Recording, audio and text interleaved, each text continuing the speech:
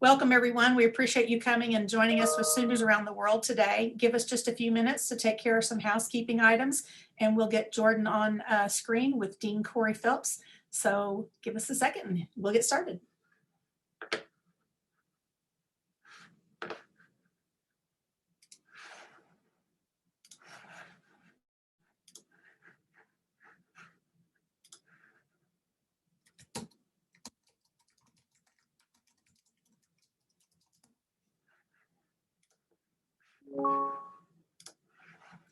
Jordan, hi, how are you?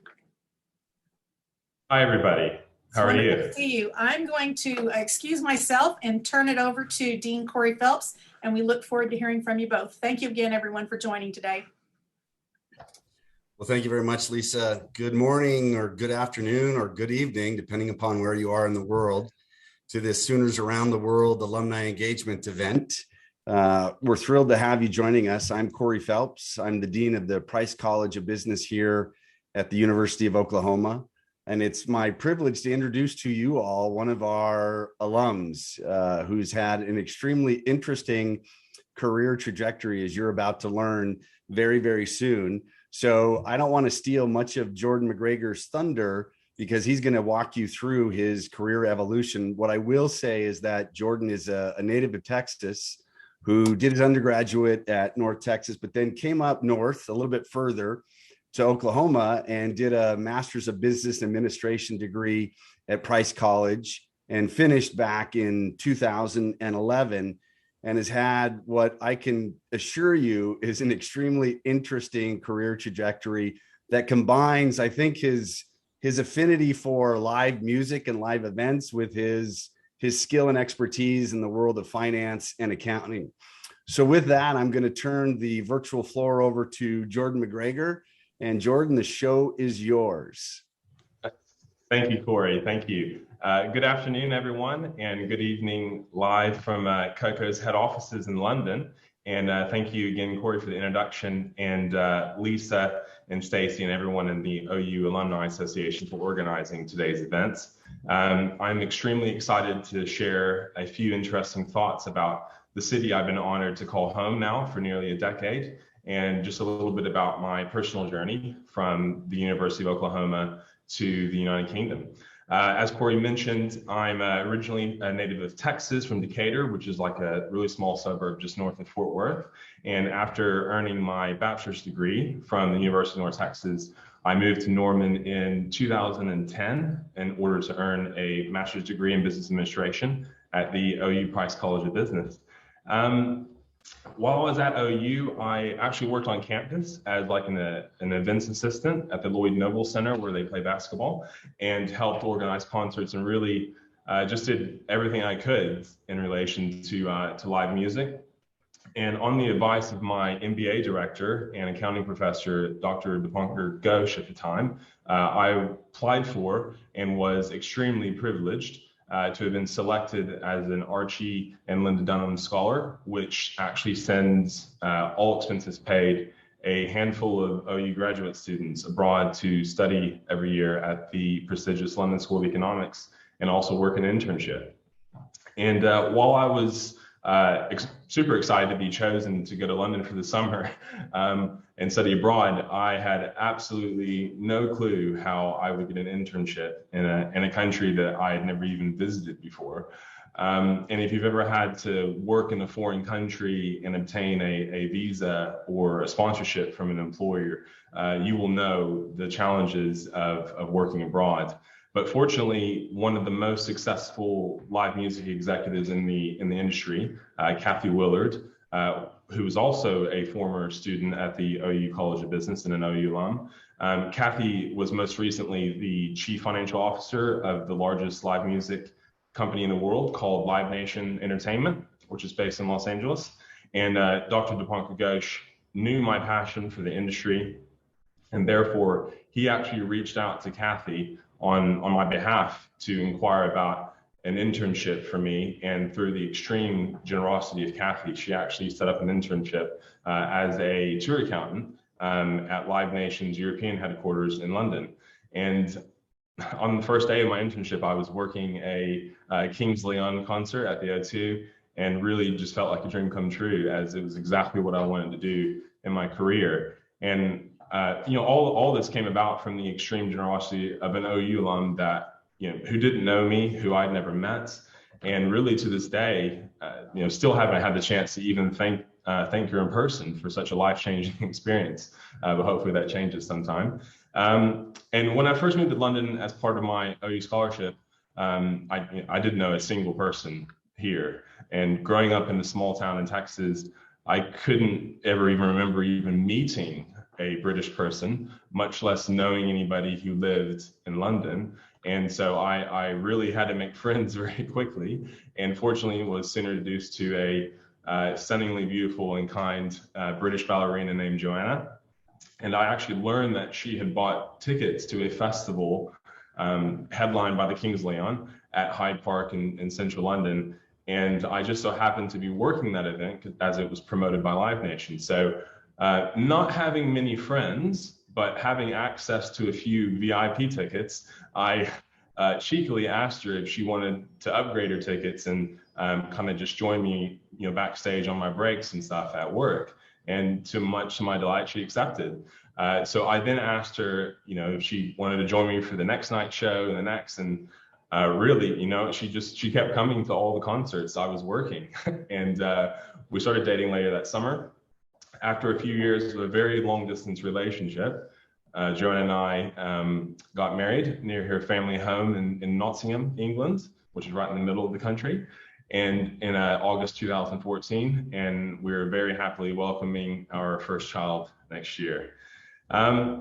Just talking a little bit more about my kind of career and how I got to London. So after completing my MBA at Oklahoma, another OU alum, Joe Johndal, who's the director of finance, hired me to work at the Chesapeake Energy Arena, as it was known then. I think now they've changed the name to the Paycom Arena, which is the home to the Oklahoma City Thunder. And I was the arena staff accountant. And it was really a fantastic experience, especially as it was the year that the Thunder made the NBA Finals when they played LeBron James and Miami Heat. So got fairly lucky there. However, Joanna, my wife, was dancing with the London Ballet Company at the time, and therefore it was quite difficult for her to relocate to the States. And likewise, I wanted to find a way back to London. So I just kept looking for a way back full time to the UK. And after a while, I found a role online as a finance manager or management accountant for the world's largest venue owner and operator called the AEG, the Anschutz Entertainment Group. And I just so happened to be visiting London and visiting Joanna that week, and was already scheduled to fly here. So I actually had landed about 11 o'clock in the morning. I interviewed for the job at 3 o'clock, and by the time I got back on the plane to come back to Oklahoma, I was very fortunately offered sponsorship for a work visa as well as the job. So talk about luck, massively lucky and privileged. So I moved to London full time in 2013, and I spent 8 years at AEG in 4 different finance roles. So my first role kind of focused on accounting for 2 of their live music venues, the historic Hammersmith Apollo, which is in West London, and the Indigo Theatre, which is actually near the O2 in East London. And really my role kind of consisted of accounting for hundreds of events that were hosted at the venues each year, and preparing the financial statements and the management reports for the venues. And about halfway through my tenure at AEG, I was promoted to assistant financial controller and eventually the financial controller for the world's most popular live music destination called the O2 Arena, which is in Southeast London. So my role at the O2 was really to manage the finance operations teams and the related reporting. And I was also primarily responsible for the accounting of a £140 million development of a designer outlet village, kind of a retail shop, a retail shopping center that was built next to the arena. But what I'll do is I'll speak more about the O2 shortly. So we'll pause that and come back to there. And during my first few years at AEG, I also spent 3 years kind of on the nights and weekends studying, and eventually completed all of my UK accountancy exams in order to become fully qualified in the UK, which is the equivalent of a CPA. And in addition, I also started to meet a few other fellow OU alums that also resided in London, and ended up becoming one of the co-founders and eventually the president of the OU Club of London and UK.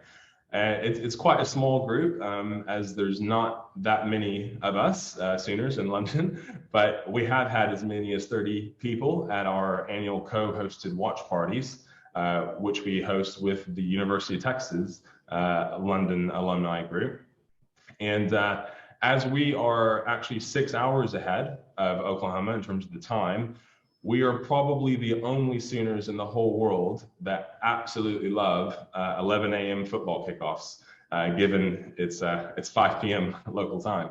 So hopefully they keep doing that. At the end of last year, though, I was recruited by the owner of London's historic and independent music venue in Camden, London, called Koko, which is where I'm at right now, to join the executive team as finance director and really help relaunch this venue following a $100 million expansion and refurbishment.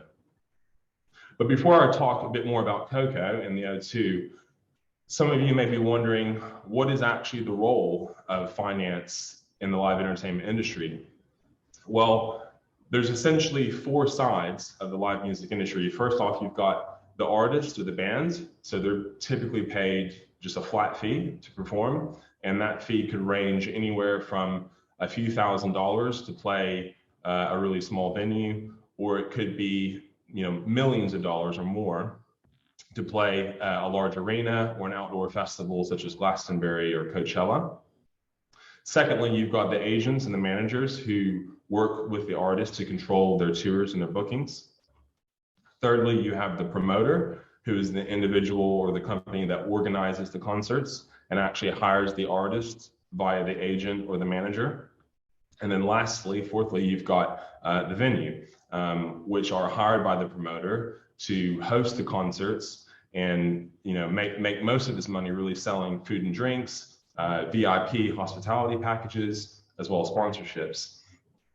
So really the role of finance in this industry is to maximize the commercial opportunities of the events and also account for and report on the state of the business to senior management and the board of directors. So in finance, we will regularly conduct forecasts of events to help determine maybe which events to book. For example, you probably want to choose 3 nights of Metallica or a rock band over 7 days of children's shows. And the reason being because Metallica is going to sell a lot more beer than the kids shows. So it's sort of insights such as that. And usually events are booked anywhere between kind of 6 and 12 months before the date of the show. And then after the event, finance will issue a report to all the senior management across the company, which will have things such as, what was the attendance for tonight's show? What was the average spend from the customers who came, ticket sales, bar sales, and profit eventually at the end of the day. So after the event as well, the finance team will also pay the promoter or the artist, depending on who the deal's with, the final monies as well, the final funds. Therefore, I lead the finance teams responsible for providing these sort of insights to our music teams and ensure that we kind of have the right technologies and the structures in place to accurately account for the finances and also satisfy any of the regulatory requirements. The live music industry can be quite lucrative, especially on the venue side. And this is pre-COVID, but in the last full trading year, for example, the O2 Arena grossed over $130 million in revenue and achieved a 69% gross profit margin, which is incredibly high. But obviously the last year and a half with COVID has really brought the entire industry around the whole world to its knees. And sadly, a lot of very talented friends of mine have lost their jobs and their businesses since COVID began. And we're not really out of the woods yet. However, given virtually no artists have been able to tour now for what could be nearly 2 years, there is a massive backlog of events, and therefore it is quite likely that, fingers crossed, as long as we don't go back into further lockdowns, wherever you're based, 2022 into 2023 will hopefully break records for the busiest years in live entertainment in history. But now let's actually talk a bit more about Coco and the O2 Arena. And I believe Lisa and Stacy, they have a few very short video clips that are queued up that will hopefully give everyone just a little taste of what each venue is about. If we can now show that, Lisa and Stacy, and afterwards I will share my screen for a few pictures.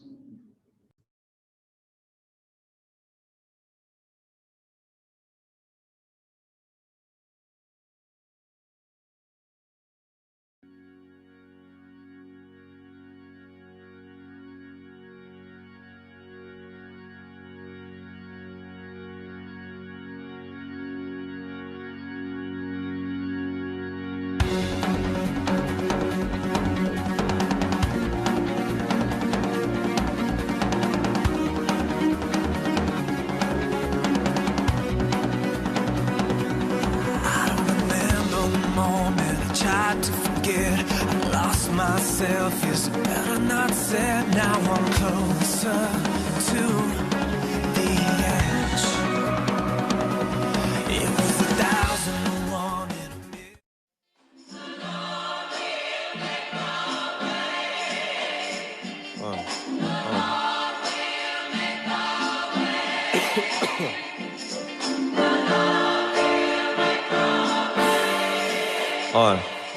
Look. No, I don't believe in. But know that I've been breathing. Know that I've been holding out, hoping to receive him. I've been holding out for G, but he was nowhere to be seen when I was bleeding. Cousin with the choking and the wheezing, but still he dreamed.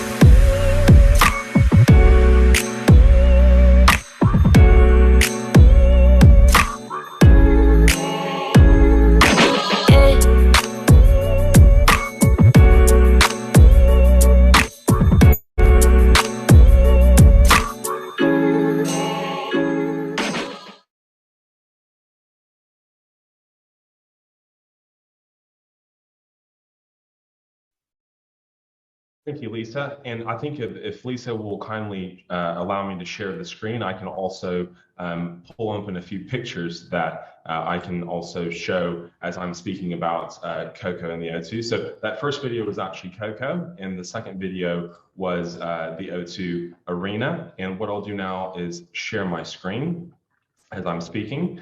And hopefully everybody can see my screen now, which should say Coco on it. So firstly, I will speak about Coco, and Coco is a 1,500 capacity independent music venue in Camden, London, and we host about 260 events per year, and we sell out about 90% of those shows. So currently, Coco is undergoing a $100 million redevelopment that amalgamates the original Grade 2 listed theater with two adjacent buildings, one of which is a former piano factory, which was built in the early 1800s, and also an old pub that was built in 1860. So the original theater, Coco, actually opened in 1900 as the Camden Theater Playhouse. In 1911, Charlie Chaplin actually performed regular shows at the venue, and after World War II, the BBC took over the building as a radio station. And when the BBC took over, the Rolling Stones actually had recorded a live album here in 1964. And then finally, in 1977, the building was eventually converted into a music theater. So in the 1970s, the theater hosted artists such as the Sex Pistols, the Clash, the Police. Madonna actually played her first UK show here at KOKO, and the rest of the 1980s saw performances at the venue by artists such as Prince, David Bowie, and AC/DC. So in the 1990s, London saw kind of the rise of the underground rave scene, and the venue kind of fell into a little bit of disrepair. So KOKO's current owner and founder purchased the venue in 2004. And the venue helped launch local Camden artists such as Coldplay and Amy Winehouse. And since then, KOKO has hosted some of the most important live music moments in recent years, including performances from artists such as Kanye West, Bruno Mars, Red Hot Chili Peppers, Dua Lipa, and many other world famous artists. So the venue actually closed in March 2019 for a planned complete refurbishment.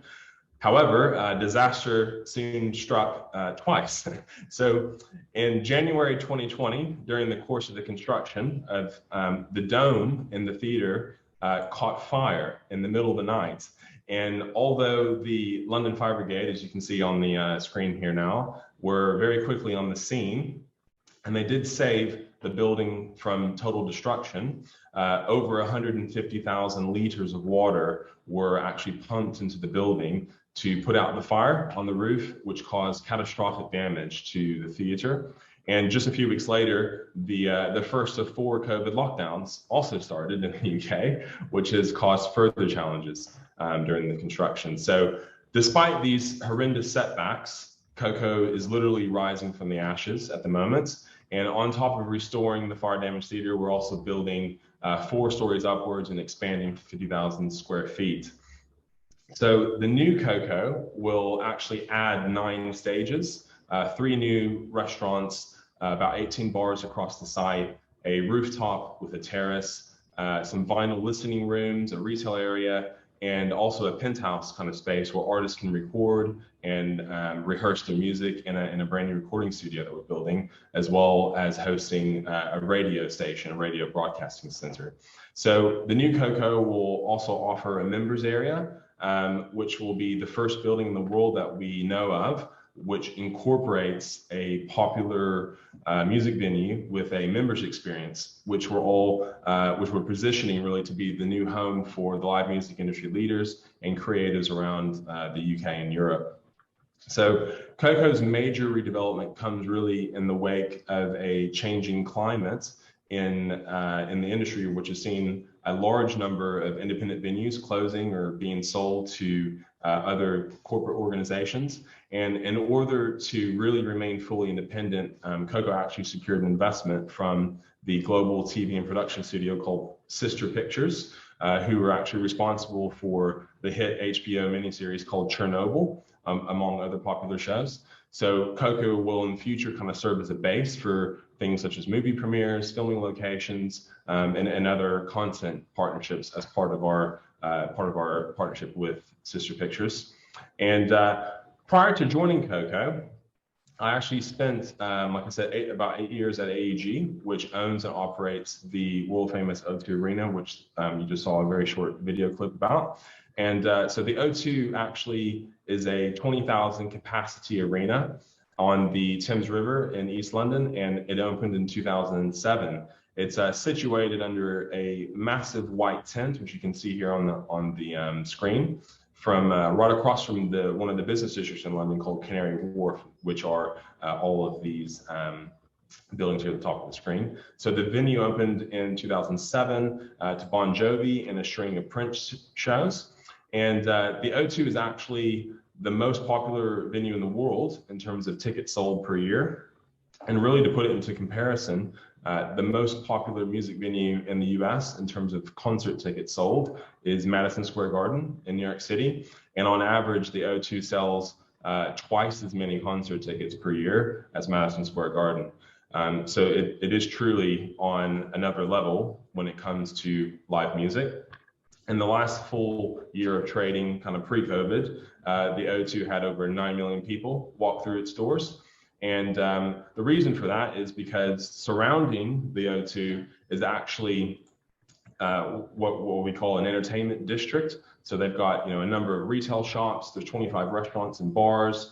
There's a music theater, a bowling alley, an exhibition space, and there's even a 20-screen cinema, which is the largest cinema in London, all surrounding the arena, which sits underneath the tent. And so some interesting facts about the O2.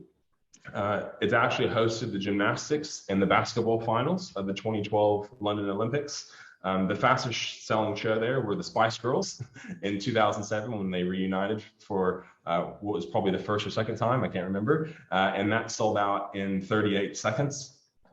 Each show at the O2 takes on average more than 1,000 people to put on. And the British pop band Take That has headlined the venue the most times throughout its history, at 29 times actually. Michael Jackson actually sold out 50 shows in a row in 2009 at the O2, but sadly passed away 3 weeks before the first day. And lastly, the O2 actually holds a Guinness Book of World Record for the highest demand for tickets for one music concert, when 20 million ticket requests came through for a single 20,000 capacity Led Zeppelin reunion concert in December 2007. That was actually the last ever Led Zeppelin concert, unless they, of course, decide to reunite again someday, which hopefully they do. Now I'm going to talk a little bit about London, where I currently live. And, London is home to over 14 million people, and is one of the most visited and tourist-friendly cities, filled with history dating back thousands of years, all the way to the Romans. So interestingly, twice as many people visit London every year as actually live here. So it's a major world hub. It's got 6 airports. It's got the world's busiest airspace. It's home to some of the largest companies in the world and some of the most popular sports teams, including teams like Arsenal, Chelsea, and Tottenham Hotspur. It's also the only city in history to have hosted the Summer Olympics 3 times. And as the British highly value their history and their culture, most of the museums and art galleries are actually funded by the government or charities, and therefore a lot of the famous museums and art galleries are actually free admission to everyone, including tourists, and including the British Museum. London is one of the greenest major cities in the world as well. There's hundreds of parks and forests that are dotted all over the city. And in fact, 47% of London actually consists of green space, which is pretty incredible, although it definitely does not help our real estate prices. It's a very walkable city, and public transport is very easy to use. I've actually never owned a car since moving here, and nearly everybody takes the tube or buses to get around the city. Now, if you do visit London, some places I would recommend visiting, firstly would be Greenwich in Southeast London. So it's, in addition to being the home of the O2, it also has a number of beautiful parks and historical sites. The Old Town Center has a number of interesting pubs and buildings, and there's even an old tea clipper ship that I'm showing on the screen now that's actually preserved as a museum. It's called the Cutty Sark. The Prime Meridian also runs right straight through the middle of Greenwich, from on top of the hill at the Royal Observatory, which is actually where longitude and latitude and that system were actually invented. And that sits right in the middle of Greenwich Park, which is the picture I'm showing on the screen now. Also at the foot of Greenwich Park, as you can see where my mouse is on the screen, it was once the home of the British Navy, who ruled the seas for obviously hundreds of years. And the old Royal Naval College is one of the most beautiful buildings in Europe. It's now actually also a very busy movie filming location, being the background of many of the modern Hollywood films that you'll probably see today.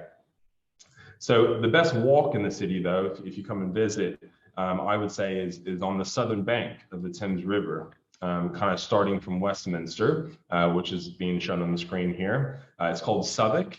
And if you kind of start at the Houses of Parliament in Big Ben, which is what the picture is now, and if you kind of walk all the way down to Tower Bridge, which is usually mistakenly called London Bridge, but that's actually on the screen. What's actually being shown is actually Tower Bridge. So if you kind of walk from Westminster to Tower Bridge, it's got some of the best architecture really in London, in my view. and loads of places to eat along the river, and plenty of places to stop off for a coffee or tea or another drink. So I moved to London in 2013 full time. We'll actually stop sharing my screen now. And although we speak the same language as the British, it was quite a tough transition, as culturally we are fairly different. Also moving from my own house in Norman, Oklahoma, to sharing a flat with 4 other people for the first few years for the same rent was quite a shock. So the cost of living is obviously much higher in London than Oklahoma. So be prepared if you choose to visit or live here someday. So one of the unique and interesting things about living in the UK, especially as an accountant, is that you don't actually have to do your income taxes. So your employer does them for you, and the government calculates how much you owe because they know how much you make, and simply deducts it from your paycheck. So there's not a single thing to do, which is quite nice. It's also very strange to walk into a hospital or doctor's office and not have to fill out any paperwork or pay for anything at a local hospital, because the British were among the first countries in the world to have a national health system, and they're very proud of it. Now, before I leave us to take some questions, I wanted to leave you with a few tips maybe for any fellow OU alums or visitors who are maybe looking to either reside here someday or just visit London at some point in the future. So firstly, definitely look both ways before you cross the street, because the cars come from a different direction. Secondly, when you are on the tube or the subway, make sure that when you're using the escalators, stand on the right to let those in a rush pass you on your left. Otherwise, you are going to get scoffed at, or probably a mean stare or comment. Number 3, it's not called soccer, it's called football. And football, as you know it, is called American football. Number 4, pants here are called trousers, and underwear are called pants. So it's not one to mix up in the UK, else you could be having a lot of embarrassment. And lastly, crisp means potato chips, and chips means French fries. But don't ask me why. I don't actually know. But if you're at a restaurant, it's one not to get confused. Otherwise, you might be quite disappointed in what you've ordered. Well, really, hopefully today, some of what I've shared is interesting. And now I'd actually like to hand it back to Lisa and the Alumni Association to really answer any questions that anybody may have.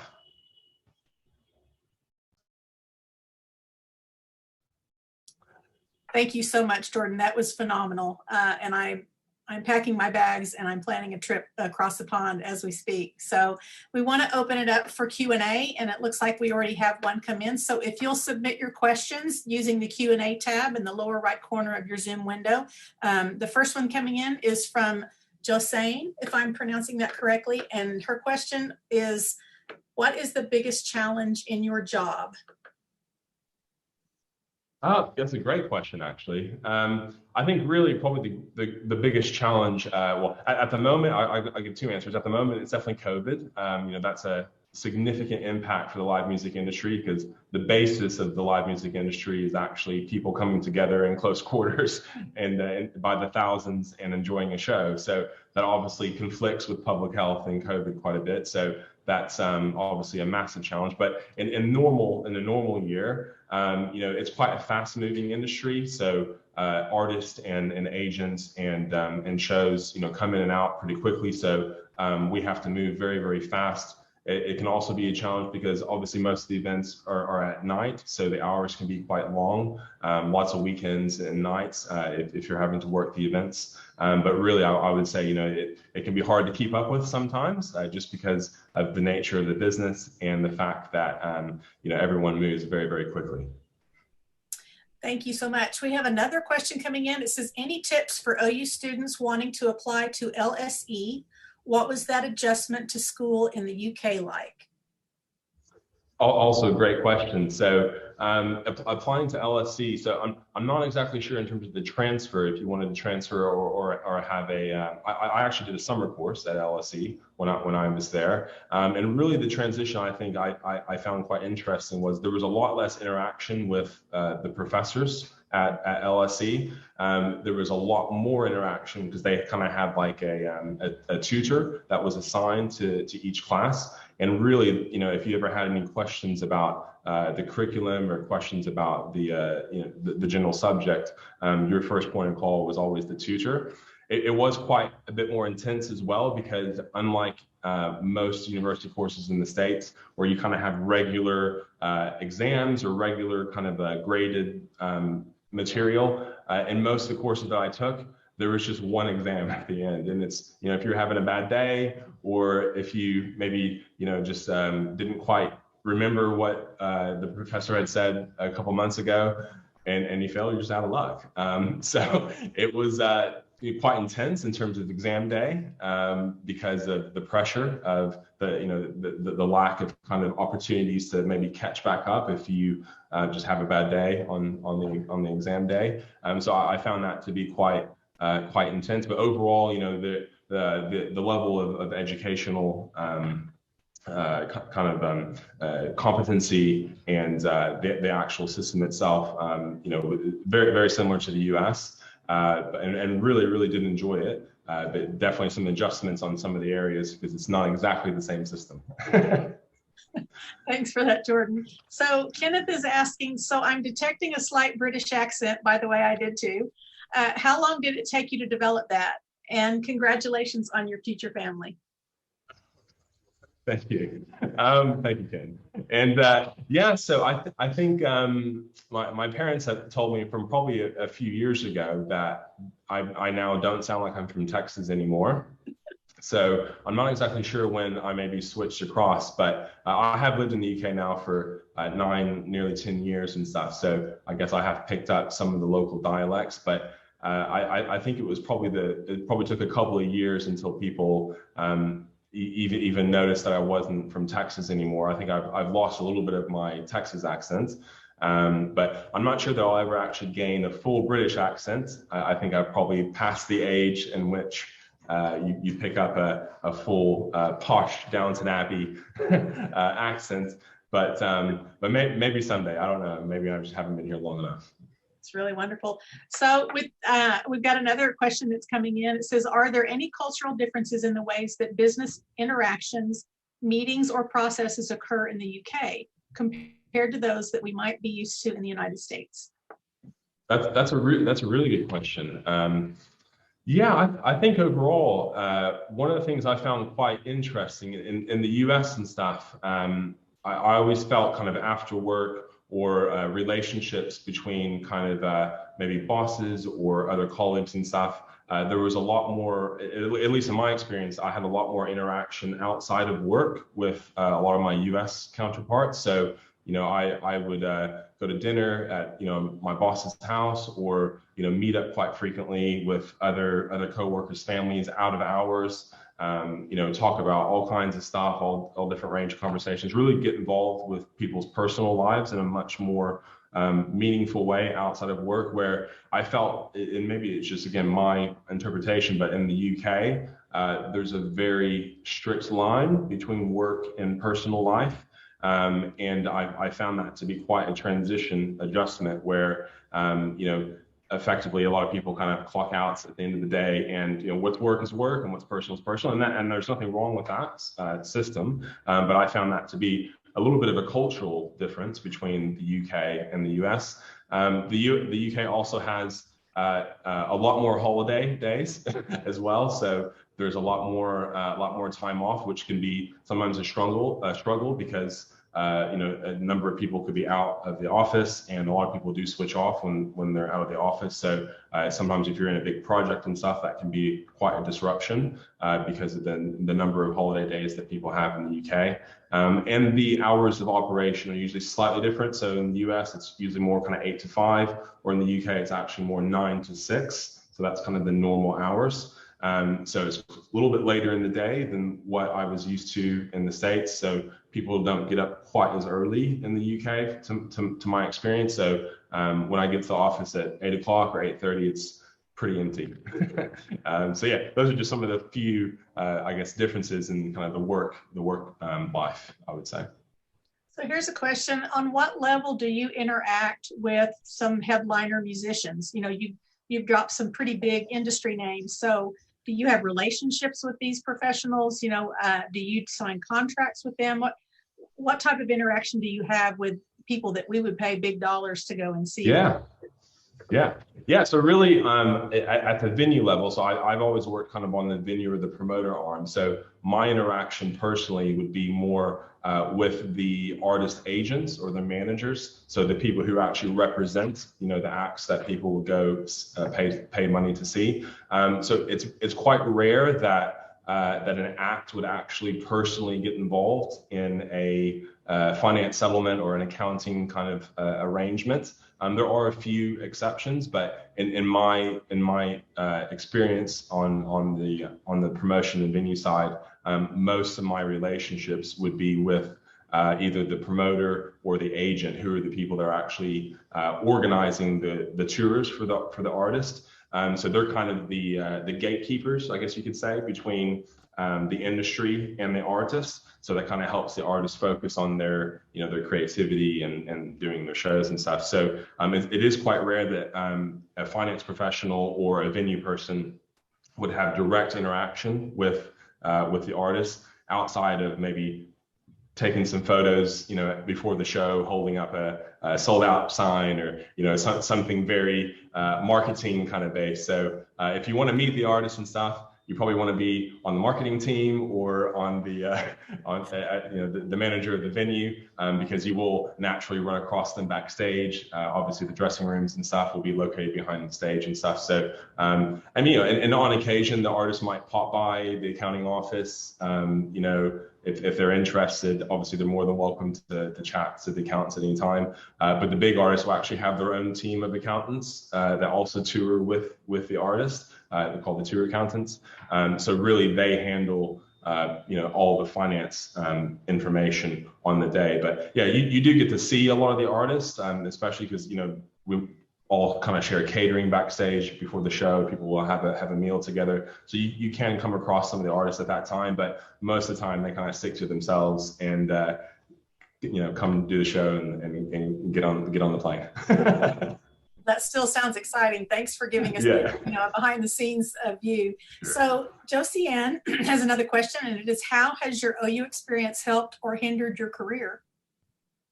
I can honestly say I don't think it's actually ever hindered my career in any way. It has definitely only helped. So I think kind of dating back or going back to the scholarship that I was very privileged to receive from OU and via Archie and Linda Dunham. Before that time, I had never even thought about coming to London. I didn't know anybody. I didn't know anything about the UK. I didn't really have even thinking that I could even move overseas someday, or that was even an option. So I was massively encouraged by the university and by my accounting professor and MBA director at the time to, I think, take a step out of my comfort zone a bit. And I think that was quite inspirational as well. When I was at OU, I was also, it was the first time I was actually even on a plane. And so the first time I ever even went on a plane was during the first semester of my MBA program. We actually had a short kind of course in India, a study abroad program, and I was encouraged to join that program. Literally the first time I was ever even in a plane was from Dallas to Hyderabad, India, which talk about your first experience on a flight, going literally around the world. It really kind of jump-started my interest in going overseas and traveling and stuff. So I think from that point of view, the study abroad programs, as well as the alumni connections, through the generosity of people at OU have only, I 100% would not be here today if it wasn't for the fact that I was, privileged to go to OU and really be open to a new challenge or a new opportunity, especially something that was deeply outside my comfort zone at the time. Jordan, thank you for that. Kevin says that he doesn't have a question, but he wanted to congratulate you on all of your accomplishments. And to quote Kevin, he's done a tremendous job with his career and is at the top of the industry. His crew at the LNC is very proud. Thank you, Kevin. Really appreciate that. Absolutely. Well, I think that we just have one more question, and it's my own, if I may. Yeah. How does your family adjust with you living halfway across the world? Do they travel frequently? It's a rather personal question, but No. in times of COVID, obviously technology has brought us closer together. But what do you miss about the States? What do you miss about Texas? And how do you manage that? Geographically dispersed relationship. Yeah, so I think in the early days before WhatsApp, it was definitely a struggle, just because the long distance phone calls were very expensive, so I wasn't able to communicate as well in the early days when I first moved to the UK. But I think thankfully for technology like WhatsApp and emails and Facebook and stuff, it is much easier to kind of stay plugged in and stay in touch. So I don't feel as distant as maybe I once did when I first moved to the UK and didn't have access to maybe those levels of technology. So I do stay in quite regular contact. I think the time difference can be a bit awkward sometimes because really I only have an opportunity to speak to my family after work because of the time differences and stuff. So, in the mornings and stuff, everyone's asleep. So you have to kind of really work your communication around what time of day it is, and be able to do the conversion in your head very quickly about what time it is back in Texas or Oklahoma. And I think in terms of I do actually try to go back at least once a year to visit all my family who all kind of are still in the Decatur, Dallas, Fort Worth Metroplex area. So I actually just came from there about a week and a half ago, and they also try to visit every few years over in England as well, and visit my wife and all my wife's family as well and stuff. I think overall, some of the things I would miss back home. The weather is definitely better in Texas and Oklahoma, in my view. It can be quite dreary. It gets dark very early, especially around this time of year in London. So there are some days that I go to work in the dark and I come home in the dark. So that can be a challenge. Usually at lunch, I just have to walk out of my office and have to see the sun at least at some point in the day. It's not frigid cold in London, but for most of the year also it's more temperate climate. So I think definitely the weather leaves a lot to be desired. I do enjoy the culture of the UK, so I think I'm fully adjusted to kind of the local culture and customs and stuff. But I do miss some of the foods back home. I do miss maybe some of the way of life, a little bit kind of more slower pace of life than kind of the big city. So at some point I'm sure I'll come back to the US, but for now quite settled in London. Who knows what will happen though.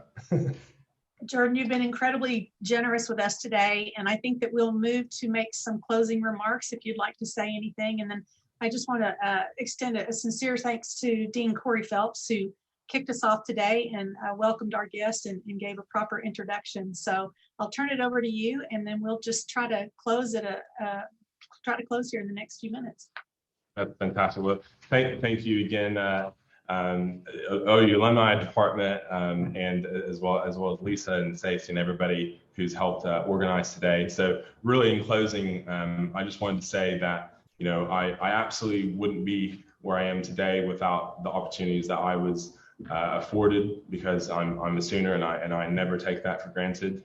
I wouldn't live in London. I would have never met my wife, and I wouldn't be working at some of the most interesting and popular music venues in the world if it weren't for the fact that the University of Oklahoma and the kindness and generosity of the staff and faculty and fellow alumni and former bosses and mentors and donors.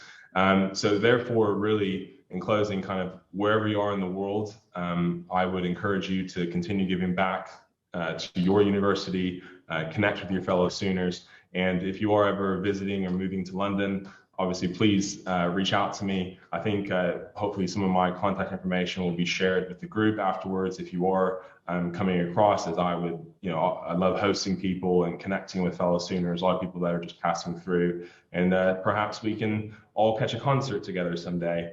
And thank you all for the excellent questions and everyone's time today.